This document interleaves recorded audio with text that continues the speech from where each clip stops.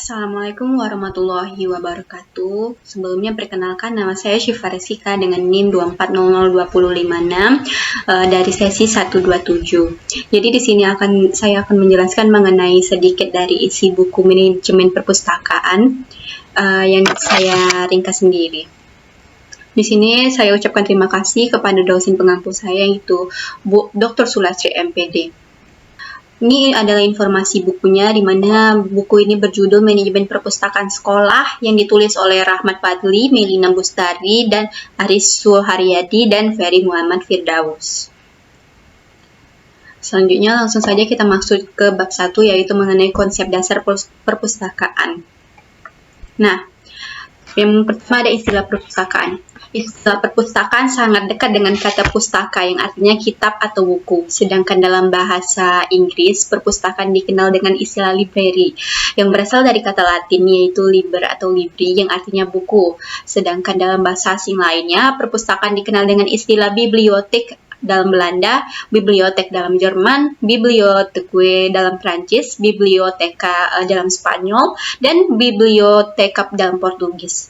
Seluruh istilah tersebut berasal dari kata biblia dari bahasa Yunani, artinya tentang buku kitab, menurut Basukis 1991b. Jadi dari seluruhnya, perpustakaan dimaknai sebagai kumpulan sumber daya koleksi dalam berbagai format yang dikelola oleh ahli atau profesional yang menyediakan akses fisik, digital, bibliografi, atau intelektual, serta layanan dan program dengan misi mendidik, menginformasikan, atau menghibur berbagai kelompok audiens dengan tujuan untuk merangsang individu untuk belajar dan memajukan masyarakat secara keseluruhan. Selanjutnya ada fungsi perpustakaan. Yang pertama ada fungsi penyimpanan atau deposit. Jadi fungsi penyimpanan atau deposit ini berarti perpustakaan memiliki tugas untuk menyimpan koleksi yang diterimanya. Pada konsep ini, perpustakaan dan ilmu informasi deposit diartikan sebagai penyerahan materi perpustakaan baik berupa tercetak ataupun bentuk lainnya ke perpustakaan yang ditunjuk berdasarkan undang-undang yang berlaku. Selanjutnya yaitu ada fungsi penelitian, di mana perpustakaan pada fungsi penelitian ini berperan dalam membantu pemustaka atau pengguna perpustakaan untuk keperluan dan keberhasilan sebuah penelitian yang dilakukan. Dengan adanya fungsi ini, perpustakaan dapat menyediakan referensi berupa literatur yang dapat dijadikan sebagai rujukan pada proses penelitian.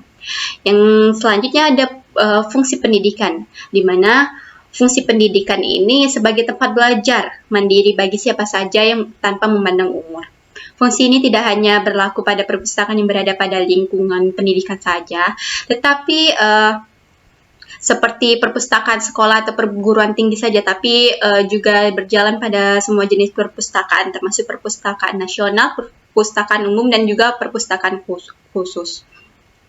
Selanjutnya ada fungsi informatif. Nah, pada fungsi ini, perpustakaan memiliki peran untuk menyediakan informasi yang diperlukan oleh pengguna perpustakaan atau pemustaka. Idealnya, perpustakaan menyediakan berbagai macam sumber informasi sesuai dengan karakteristik perpustakaan itu sendiri.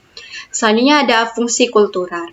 Nah, dalam fungsi ini diartikan sebagai perpustakaan memiliki dan mengelola khazanah budaya bangsa atau masyarakat tempat perpustakaan berada, serta meningkatkan nilai dan apresiasi budaya masyarakat sekitar melalui proses penyediaan barang pustaka dalam Basukis 1991b. Jadi selanjutnya ada fungsi rekreasi. Nah, fungsi ini menyajikan informasi yang dapat menghibur penggunanya. Dengan kata lain, perpustakaan tugasnya tidak hanya menyediakan sumber informasi yang sifatnya meningkat pengetahuan atau keterampilan seseorang, namun perpustakaan juga perlu menyediakan sumber informasi bermutu lainnya yang bertujuan untuk kebutuhan rekreatif pemustakanya. Sumber informasi tersebut dapat digunakan oleh pemustaka untuk mengisi waktu kosong atau media hiburan.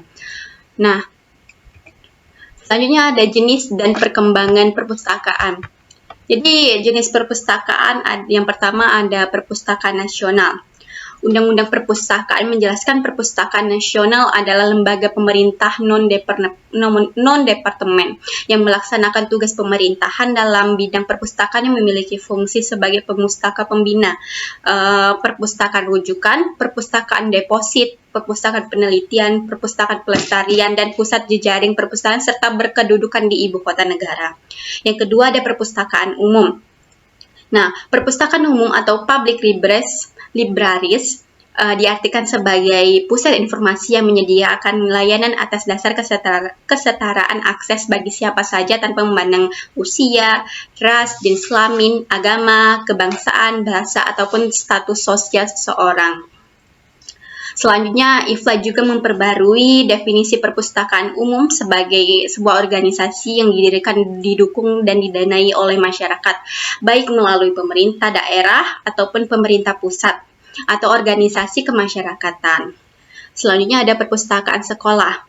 Ruang lingkup perpustakaan sekolah di Indonesia dapat dikelompokkan pada perpustakaan jenjang pendidikan dasar dan menengah, di antaranya perpustakaan sekolah dasar dan perpustakaan madrasah ibtidaiyah, perpustakaan sekolah menengah pertama dan perpustakaan madrasah ibtidaiyah atau yang sederajat dan jenjang pendidikan dasar. Sedangkan perpustakaan sekolah menengah atas atau SMA ini perpustakaan madrasah aliyah, perpustakaan sekolah menengah kejuruan, dan madrasah aliyah kejuruan atau bentuk lainnya sederajat pada jenjang pendidikan menengah.